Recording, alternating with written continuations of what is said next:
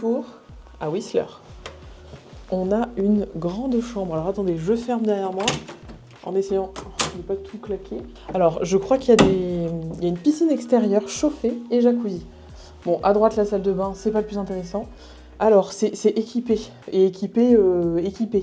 Donc il y a un grand frigo. Il y a carrément la gazinière, le four. Bah, attendez, il y a même le lave-vaisselle, la petite machine à café. On a un lit, un queen size, je pense. Là, il y a nos valises, donc le petit sofa.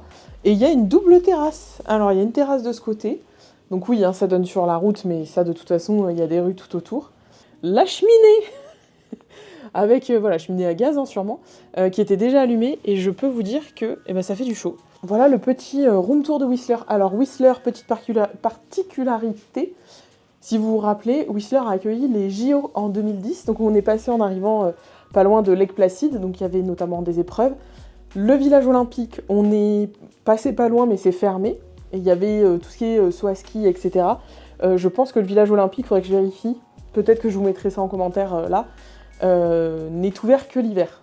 Voilà, quand il y a besoin d'accéder aux installations, parce que là, a priori, il n'y a pas de neige, hein. Je vérifierai, je vous donnerai l'info, mais apparemment Whistler est une grande station de ski. C'est très... alors il y a beaucoup de bâtiments, beaucoup d'hôtels, c'est plutôt des espèces de chambres, appart-hôtels, kitchenettes équipées. Ce qui est quand même hyper pratique, surtout pour nous qui sommes en road trip et qui avons des petites provisions et qui sommes pas toujours enclins à sortir le soir, parce que quand on est fatigué ou quand on a fait beaucoup de route et qu'on a déjà bien mangé le midi ou quoi, on n'a pas toujours envie de ressortir, donc c'est bien pratique. Et puis là, on a une table face à la fenêtre. Voilà, donc on va être plutôt bien, on est là pour de nuit. Et bonjour, nous sommes mercredi, on est le 10, oui c'est ça. On est à Chequemus Lake, alors vous allez vous dire, il n'y a pas de lac Elise. Oui, on est sur le début de la rando, donc en début pleine forêt. Normalement, aujourd'hui, on doit avoir du beau temps. Il doit faire un petit peu plus beau, même si, voilà, encore une fois, le temps ici, en mai-juin, ça arrive qu'il pleuve. De toute façon, quand vous êtes en montagne, vous le savez, le temps change très vite. Je vous regarde pas trop, parce que je regarde un peu où je mets les pieds quand même, hein, parce que, voilà, on va éviter de se casser la margoulette en pleine randonnée. Donc on va jusqu'au lac, on va peut-être faire le tour du lac. Je crois que c'est 7 km. On va jusqu'au lac. Mon mari dit, non, on va pas faire le tour du lac. Donc le lac est grand, hein, visiblement. Oui, alors faut savoir que là, dans les endroits où on passe, il y a de tout. Il y a des randonnées qui sont accessibles, il y en a qui sont faciles. Il y a des choses qui sont beaucoup plus difficiles. Hier, on est passé devant une randonnée, il y avait 30 km. Alors, on va être très honnête, 30 km, c'est absolument pas pour nous.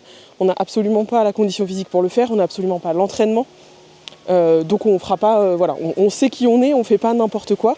C'est important en montagne d'être et bien équipé et conscient de ce qu'on peut faire. Sachant que pour le coup, nous, au niveau équipement, on a ce qu'il faut. Là d'ailleurs, vous allez peut-être entendre un petit peu de bruit, on passe par-dessus la rivière. C'est assez drôle parce que sur le début là, de la randonnée, on a croisé un monsieur, alors qui lui visiblement trace sa route parce que il a un petit peu discuté avec mon mari. Alors il faut savoir que mon mari pourrait parler à une charrette, hein. Dès le premier jour qu'on est arrivé, il y a des gens qui lui ont demandé s'ils pouvaient les prendre en photo, etc. Ça lui arrive tout le temps. Comme en plus il parle anglais couramment, c'est-à-dire que dans son travail il parle anglais tous les jours, c'est pas une contrainte pour lui. Et donc là il discutait avec le monsieur et ils avançaient, hein. Et moi avec mes petites jambes, j'étais derrière, jusqu'au moment où ils se sont rendus compte qu'effectivement j'étais derrière. Et donc le monsieur lui demandait si on avait d'autres vêtements. Parce que donc là il fait 8 degrés, il est 9h30, il fait frais, hein, clairement, voilà. Moi en plus, je pense que je suis très mal habituée, comme on vient du sud, pour moi 8 degrés, c'est froid, faut dire ce qui est. On a une deuxième veste dans nos sacs, on a bien sûr un camelbag, toujours prendre de l'eau. On a à manger, donc on a des sandwichs et on a aussi des bars. Et on a du coup des vestes de pluie. Et c'est ce qu'il lui demandait si on avait justement de quoi se couvrir en cas de pluie, parce que le temps en montagne peut changer vite. Donc si vous faites des randonnées comme ça, déjà pas en basket, parce que là, faudrait que je vous montre, mais attendez, l'exemple parfait. Voilà. Là c'est de la gadoue. Donc si vous n'avez pas des chaussures qui tiennent un peu, éventuellement avec des crampons, si vous venez juste avec des petites baskets, une chance sur deux que vous finissiez sur les fesses. Donc clairement il faut s'équiper, il faut regarder le temps avant. Et ça, logiquement quand vous venez en montagne vous le savez. Mais bon, pensez à prendre de l'équipement en conséquence. J'ai vu je sais pas combien de vidéos, notamment à Peto Lake, c'est un petit peu plus loin, où les gens viennent en basket, où il y a de la neige et où ils finissent quasiment tous sur les fesses. Voilà, donc le but n'est pas de partir en vacances et de se faire mal. Donc voilà, petite randonnée du jour, je vous emmène donc jusqu'au lac. On n'en fera pas le tour, hein, vous avez bien compris.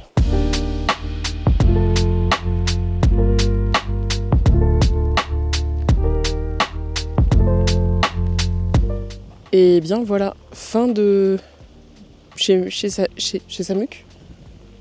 Comment ça se dit déjà? Chez Samuk? Chez Mazuk? Chez Samuk. Et voilà, arrivé au lac, chez Samuk, on a du soleil, ça y est. Alors non, effectivement, on ne fera pas le tour. Quand on voit la taille du lac, vous ne verrez pas forcément jusqu'au bout. Chez Camus. Lac chez Camus, je me suis trompée. Voilà, il va très très loin. Et je sais pas si vous verrez, mais il y a des gens qui filment, donc je sais de pas les prendre dans le cadre. Il y a de la neige, un petit peu à gauche.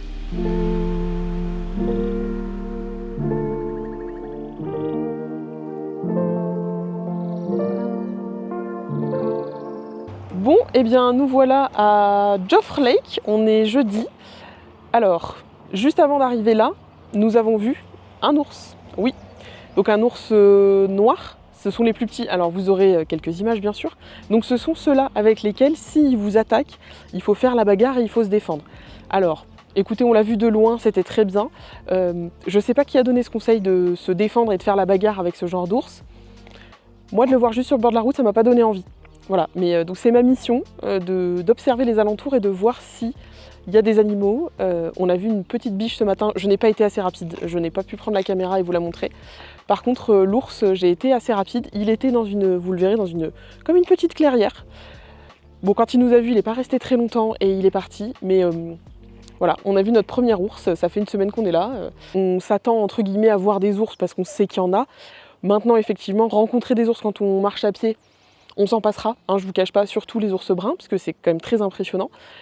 On n'a jamais vu, enfin moi personnellement, je n'ai jamais vu d'ours dans la vraie vie, en liberté, donc c'est quand même très beau à voir. Voilà, c'est un animal qui est quand même majestueux. Et donc là où on va, là où on était à Whistler, il y en a assez peu. D'ailleurs le réceptionniste disait hier à mon mari, nous ici on appelle ça les vaches parce qu'en fait ils s'en fichent et il y en a très peu. Par contre vers Jasper, vers Banff, il y en a beaucoup plus. Donc on risque d'en voir beaucoup plus dans les jours à venir. On a bien sûr notre bombe au poivre parce que oui, il faut quand même être équipé. C'est pas non plus des animaux avec lesquels on rigole. Le grizzly, donc l'ours brun, lui, il est protégé. Mais il faut quand même faire attention. Enfin voilà, ça reste des animaux en liberté qui peuvent avoir des réactions voilà, un petit peu vives et violentes. Donc il faut quand même faire attention. Mais voilà, c'est impressionnant, mais je vous cache pas que c'est quand même un grand moment de voir un ours dans la vraie vie.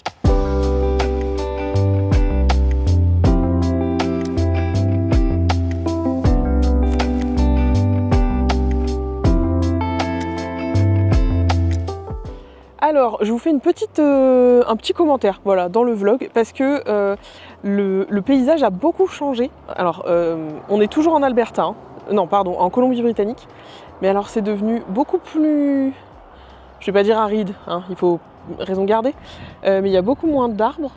Donc là, on vient de passer l'Illouette. Je sais pas si c'est comme ça qu'on dit le nom, je vous l'écrirai de toute façon. Mais alors, ça fait un petit moment qu'on se dit que vraiment, ça fait très Far West. Alors l'Illouette, c'est un petit peu l'idée. Il y avait un petit peu de Gold Rush, donc ruée vers l'or. Donc c'est beaucoup plus sec, beaucoup plus aride. C'est très différent des paysages qu'on a vus jusque-là, jusqu'à Whistler. C'est beaucoup moins vert, beaucoup plus rocheux aussi. Et là, vous voyez, il y a une rivière. Alors l'eau est très très trouble. C'est assez rare, on a vu beaucoup plus d'eau claire. Mais voilà, le paysage est très très différent de ce côté. Donc on va voir commencer ensuite à Kamloops, puisqu'on dort là une nuit à Kamloops. Ensuite on va à Clearwater. Mais voilà, le paysage est très différent.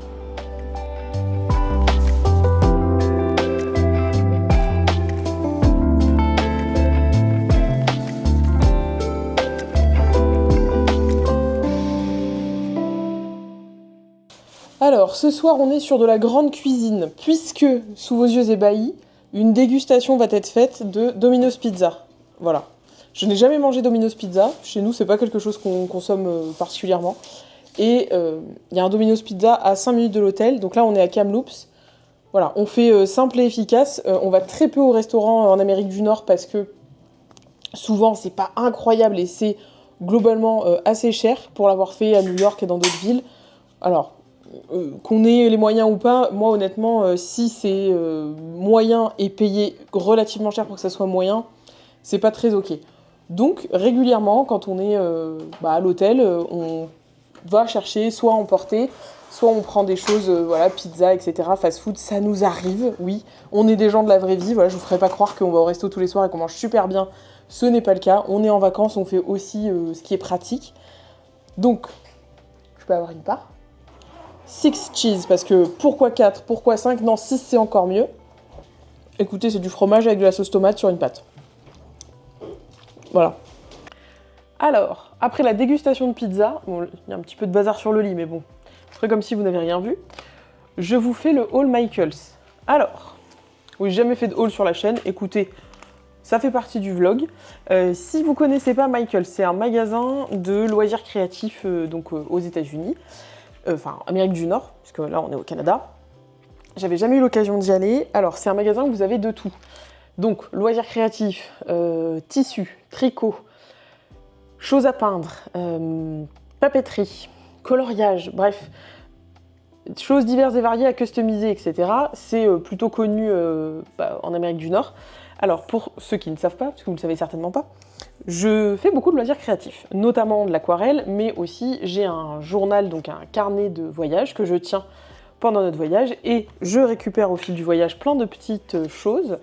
Donc par exemple, les étuis de cartes qu'on nous donne à l'hôtel, les reçus de parking, un autre truc de carte, reçu de parking encore, qu'est-ce que j'ai ? Un ticket pour le ferry, voilà, je récupère le maximum de choses pendant le voyage. Donc je récupère le maximum de choses pendant le voyage et je raconte, on va dire, notre voyage dans un carnet, et je fais aussi du scrapbooking quand on est rentré avec les photos. Bref, en arrivant à l'hôtel, il y avait un Marshall. Donc je dis à mon mari, on pourrait aller chez Marshall, voir un petit peu ce qu'il y a, etc. Et en regardant sur internet, je vois qu'il y a un Michaels. Donc Michaels, c'est vraiment le magasin de loisirs créatifs. Marshall, vous avez un petit peu tout, de la déco, etc. Je vous fais le haul, peut-être que ça n'intéressera personne, et je vais vous dire combien ça coûte. Attendez, il me faut mon téléphone pour la conversion. Sachant que donc, ce qui est chez Marshall, on ne peut pas commander en ligne et se faire livrer, enfin je ne crois pas, et surtout qu'avec les frais de livraison, je ne vais pas commander au Canada pour me faire livrer. Mais là, c'était l'occasion, et vraiment, j'ai trouvé des trucs très mignons. Donc, un petit lot, ça, ce sont des stickers un petit peu autour de la lecture. Ça, ce sont des stickers sur le café, et c'est des stickers en épaisseur. Je ne sais pas si vous le verrez bien, mais ils sont épais. Les autres aussi. Voilà. Et derrière, vous avez un petit patch pour les coller. Ensuite, j'en ai pris qui font tickets donc de voyage. Ceux-là, ils sont très plats, mais il y en a quand même 54. Donc voilà, vous avez des petits tickets comme ça. Je vous les montre un petit peu tous. On aura tout fait sur cette chaîne. Hein. Donc, les comme ça, il y en a 12. Les cafés, il y en a 19. Les tickets, il y en a 54. Alors là, vous n'êtes pas prêts, ceux qui me suivent et me connaissent, notamment sur Instagram. Oui, voilà, oui. Qu'est-ce que vous voulez que je vous dise? Des stickers de Noël, c'est pas possible que je ne les prenne pas. Donc là, il y en a 50. Il y a donc ce qu'on appelle des die cuts, donc des découpes en carton. Il y a des stickers CP. Je vais pas sortir les stickers, les cartons, parce que sinon ça va être rangeable après. Et des petits stickers plats. Donc bien sûr, sur Noël. Alors si vous le savez pas, moi je suis une fan inconditionnelle de Noël. Je pourrais commencer à décorer ma maison en octobre, mais bon, voilà, je suis raisonnée. Quand mon mari a vu ça, il m'a dit c'est pas la saison. J'ai dit c'est toujours la saison de Noël. Voilà. Et ensuite, j'ai pris des blocs de stickers. Et alors là, il y en a beaucoup. Il y en a 498 sur celui-là. Donc c'est... il n'y a pas de nom. C'est des stickers façon un petit peu fleurs. Donc je vais vous montrer, il y en a qui ont... Hop, on va essayer de pas tout abîmer quand même, enfin pas tout défaire. Donc il y en a qui ont un petit peu du foil, vous voyez là, un petit peu de... C'est en surépaisseur et c'est donc avec du brillant. Là, c'est du classique. Là, vous en avez avec du texte et du foil aussi. J'essaye de ne pas vous éblouir. Et que ça... C'est la première fois que je fais un haul. Hein. J'espère que ça sera potable. Là, pareil, des fleurs. Qu'est-ce que je vous montre d'autre? Attendez. Voilà, il y en a des carrés. Des rectangulaires. Enfin, c'est plutôt façon washi. Et j'en ai pris un. Alors, c'est mon mari qui l'a vu en premier. Il a bon goût. Vous me direz, il est avec moi, c'est normal. Alors... ça, c'est plutôt thème voyage. Ça, je pense que je m'en servirai quand je vais rentrer, l'autre aussi. Donc voilà, vous avez des petites pages, pareil, des stickers. Voilà, je vous montre un petit peu tout ça. Vous avez pas mal de choses, la petite météo. On pourra beaucoup utiliser la pluie. Pareil, du texte. Bah voilà, vous avez pas mal des tickets. Bref, donc c'est ce qu'on appelle des embellissements, c'est pour faire soit du project live, soit du scrapbooking. Moi, c'est quelque chose que je fais pendant mes loisirs, et ceux-là, il y en a 579. Donc, pour tout ça, donc Noël, les 2 gros kits de stickers, les tickets, le café, les livres, j'en ai eu pour, avec les taxes, puisque vous savez qu'ici, tout est hors taxe, j'en ai eu pour 57,08 $. Ce qui nous fait, je vais vous dire ça, dollars canadiens en euros, ça fait 35 €. Alors, la papeterie, ça parle pas à tout le monde. Moi, clairement, c'est quelque chose que j'adore, donc j'essaye d'en ramener. D'ailleurs, le carnet que j'ai est un Travelers Journal Club. Je l'ai acheté au Japon et je l'emmène pendant tous nos voyages. Donc, je suis très contente d'être allée chez Michaels. J'ai été raisonnable. Alors, il y avait plein de choses dans plein d'univers très différents. Donc j'ai choisi de prendre des stickers que je vais utiliser, pas juste ramener pour ramener. Moi personnellement, je ramène pas beaucoup de choses des voyages, si ce n'est la nourriture. Là, comme on est invité à notre retour chez nos voisins, je vais leur ramener certainement du sirop d'érable et peut-être de la confiture de blueberry. Moi, à part de la nourriture, je ramène que des choses utiles. Donc les magnettes du frigo, pareil, c'est une team, vous en pensez ce que vous voulez, moi j'en ramène pas parce que moi je trouve que ça sert à rien. Voilà, chacun fait ce qu'il veut. Si vous en ramenez et que ça vous fait plaisir, faites-vous plaisir.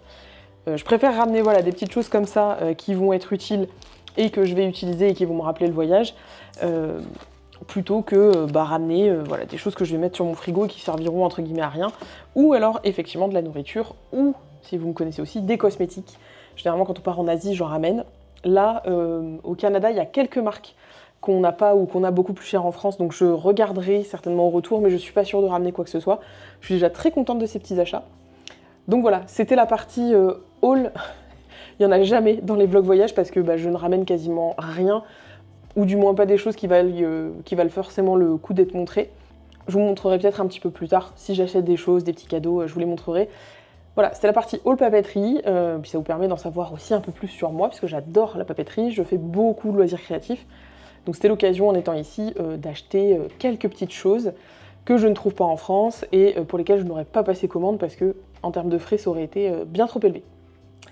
Voilà, si ça vous a plu ces petits hauls, dites-moi, j'en remettrai dans les autres vlogs voyage. C'est pas un truc que je fais beaucoup parce que je me dis que ça vous intéresse peut-être pas.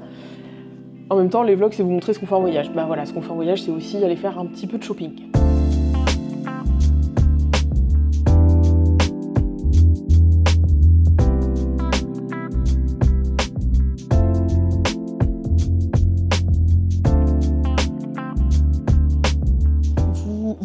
Nous voilà à Trophy Mountain.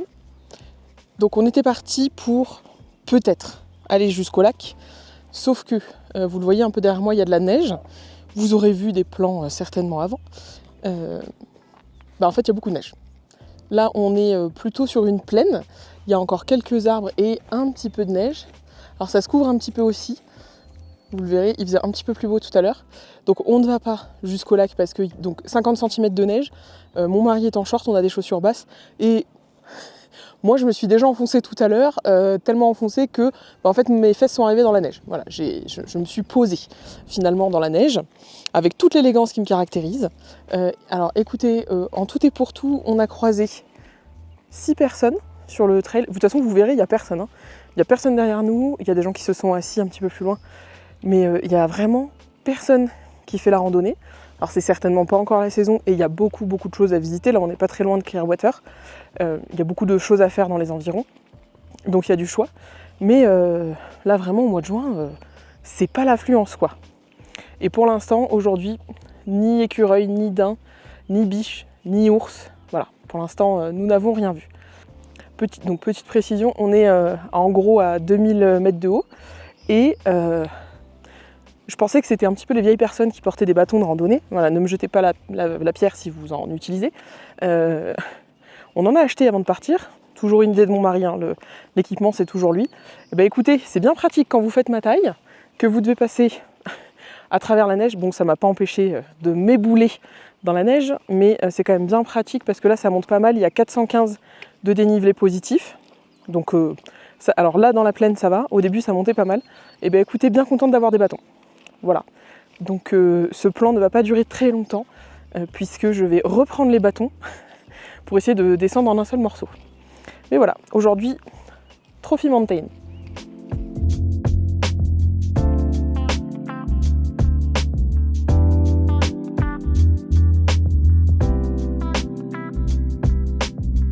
Alors, petit room tour, nous sommes ce soir chez l'habitant, si on peut dire.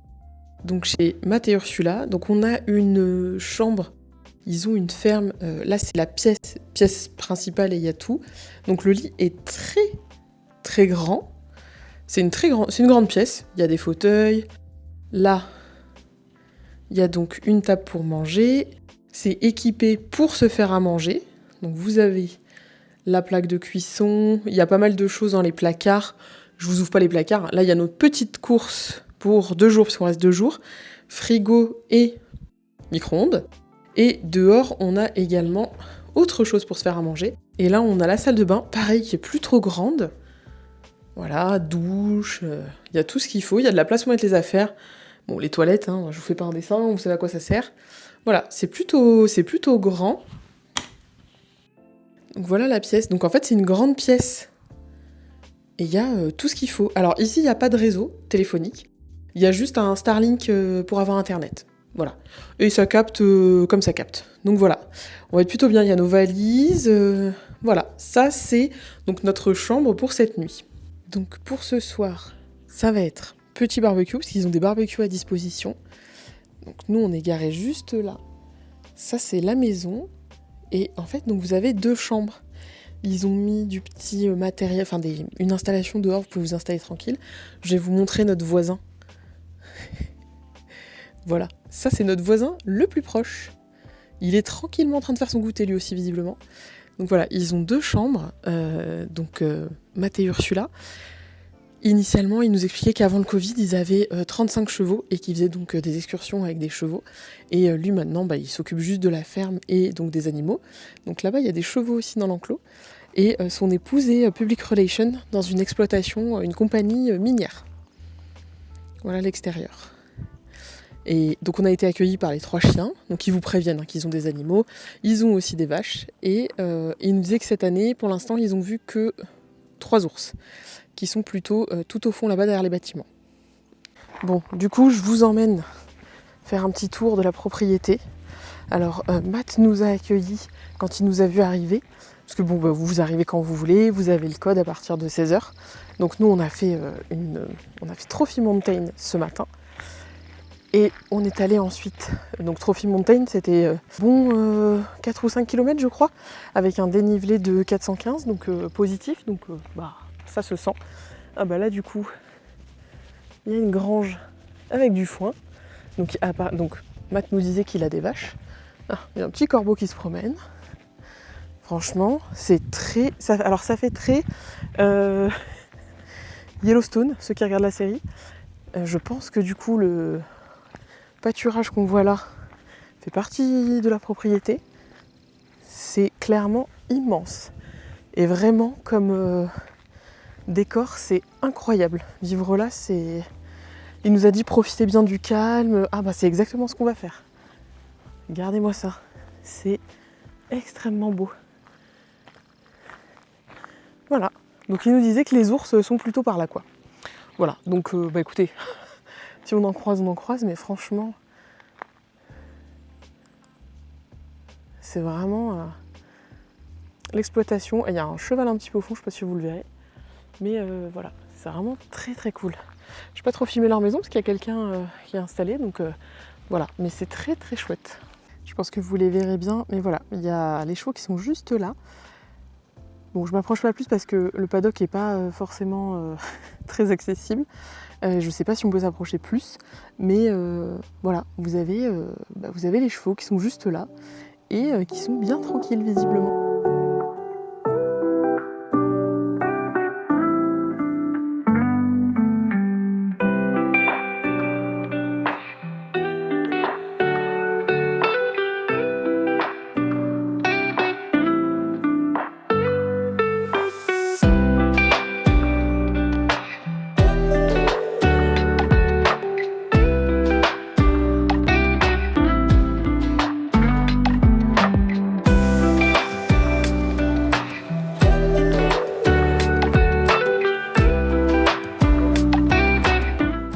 Alors, on est à Kent Falls. J'ai une petite photo de note parce que je suis pas sûre de bien prononcer le nom. Donc la chute qui est derrière moi, elle fait 141 mètres de haut, 23 de large. Alors vous l'avez vu, on a fait des plans, mais quand ça tombe, ça tombe. Donc j'espère que vous m'entendrez bien parce que c'est hyper bruyant. Et celle qu'on a vue avant, c'était Dawson Falls. Ça faisait 20 mètres de haut pour 90 de large. Et elle était vraiment, alors ils disent c'est le petit Niagara. Oui, petit. Mais c'est hyper impressionnant, il y a vraiment des chutes assez différentes. Et en plus là on a un très très beau soleil. Mais alors vraiment il y a un débit, c'est impressionnant l'arrivée en bas. Et c'est tout vert sur les côtés. Donc c'est une très belle chute. Alors c'est très accessible, on a marché je pense 3-4 minutes depuis le parking. Là ça fait partie des choses les plus accessibles où vraiment vous vous garez, vous faites quelques minutes de marche et vous avez accès au point de vue.